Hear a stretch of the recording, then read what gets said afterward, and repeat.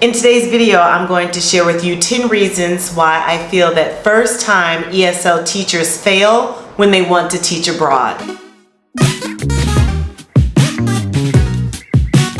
My name is Leah. Welcome to my channel. If you're interested in what life looks like living and working abroad, this channel's for you. A lot of new ESL teachers are really excited about embracing a journey of living abroad, but not everybody is cut out for it. So I'm going to share 10 things that I see that are very common across all of the countries that I've taught in, and offer some suggestions and tips so that you can avoid these pitfalls. These tips that I'm sharing may not personally relate to you. It may not be prevalent, but it is definitely common. Let's dive right into it. Number one, not doing enough research. It is really important that you pick a country that is a right fit for you. Is it important that you're able to travel? Is it important that you know the language? Do you care if your placement is in the city or in the country? There are two really important things for me that I have learned to prioritize since living and working abroad. How do they treat women? How do they treat Black people? I have lived in countries where things that are considered a crime, like rape or battery,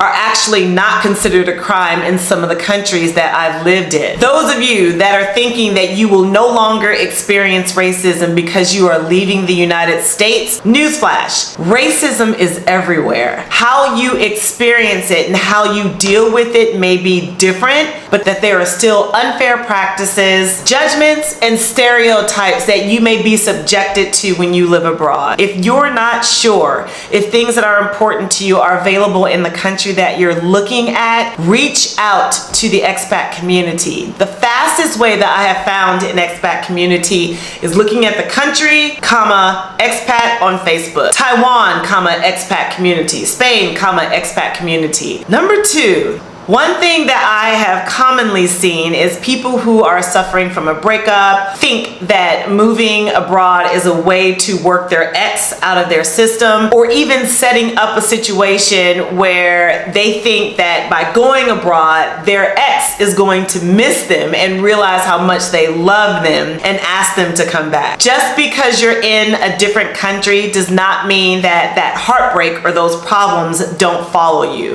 If you have not given yourself time to process and heal from a relationship that is affecting you, I would suggest that you take a vacation before you uproot yourself and move abroad. 3, not being aware or prepared for possible culture shock. When you are experiencing culture shock and you don't have systems in place to help you manage, it can be a whole nother animal. There are 4 stages to culture shock. The first is the honeymoon stage. Everything is new, everything is exciting, the food is great, the people are great. The second stage to culture shock is actually culture shock. This is when things start to sink in, and maybe there is like frustrations that you didn't realize at first that are starting to come in play. You don't speak the language and they don't speak English. You're finding that the culture is way different than what you thought it would be, and you miss your friends and family. Stage 3 is acclimation. You're starting to get used to things instead of being frustrated by them. And then stage 4 is adaptation. You now understand how things work. You've developed problem-solving skills, and you have learned how to be part of the culture, being who you are. It is at stage 2 where people tend to become like frustrated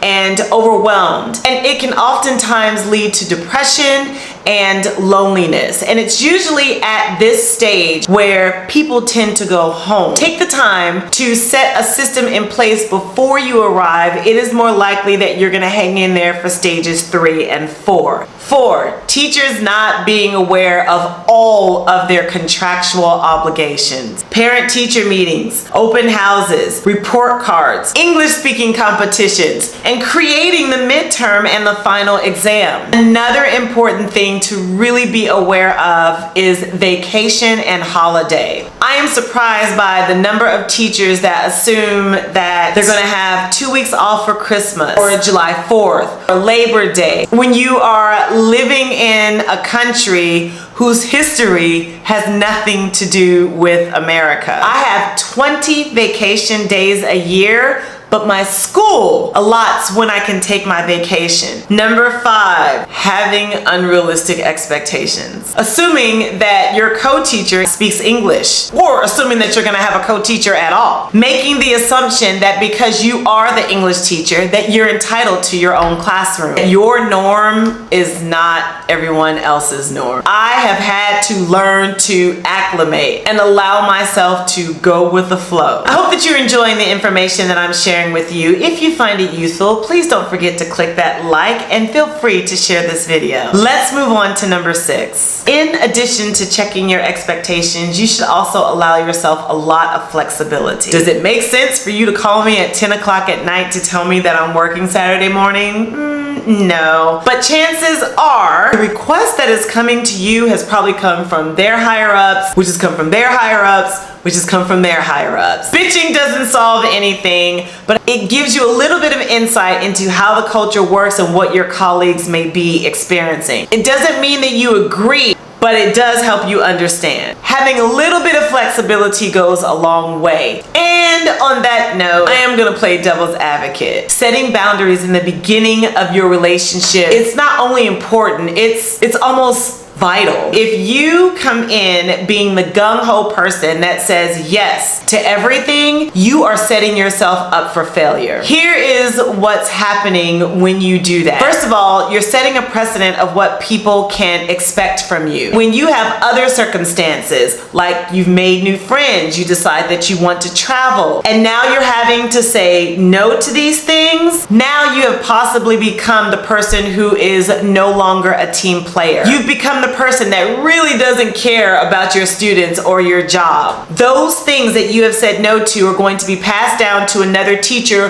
who cannot say no because they have to be part of the team. This creates resentment, and it may possibly create a really hostile work environment. Number 8, being that arrogant ESL teacher. And there are some teachers who feel that their mere presence is enough to uplift every student that they're teaching, and you're not taking into account the individual student, their learning styles, how they're motivated. You could definitely benefit in a little more training on how to be a more well-rounded teacher. This is about finding out how they like to learn, not about how you like to teach. Number 9, ignoring your mental health. Teacher burnout, that's a real thing. If you find that you are not motivated to go to work and you don't care about what goes on in your classroom, you find yourself saying negative things about the country or the people, but you're still showing up to collect a check, might be time for you to take a step back. The other side of that is you're giving 1,000%, but you're having burnout because of the school that you're in. Your administration giving you something to do without any instruction on how to get it done. They undermine your efforts. They don't pay you on time, they're unreliable, and they basically just stress you the F out. Honor yourself before you honor that contract. Leave, leave, leave. You can get another job. And the last thing on my list is teachers that come to a new country and they do not have an exit plan. Having an exit plan means that you are not trapped in a country, that you are not held financially hostage by your employer, and you have a backup plan in case things are not working out for you. My exit plan consists of 3 things. I always have a backup country. If I arrive into Taiwan and I find out that this is not a fit for me, I have another country that I've researched with just as much detail that I have an option to go to. I never come into a country without having an emergency fund of cash and a credit card for me to leave. Number 3, I am always registered with STEP. STEP stands for the Smart Traveler Enrollment Program. And it is a free service for US citizens and US nationals that are living abroad. It allows you to enter your information about where you're going to be abroad so that they have contact information in the event of an emergency. All of this information that I am sharing with you is because at some point I experienced it myself. The biggest aha moment that I had was number 7, setting boundaries. I'm curious, what was yours? Leave your feedback in the comment box below. I have over 500 students that I see once a week. If you're interested in tips and how to manage large classes, you should click this video.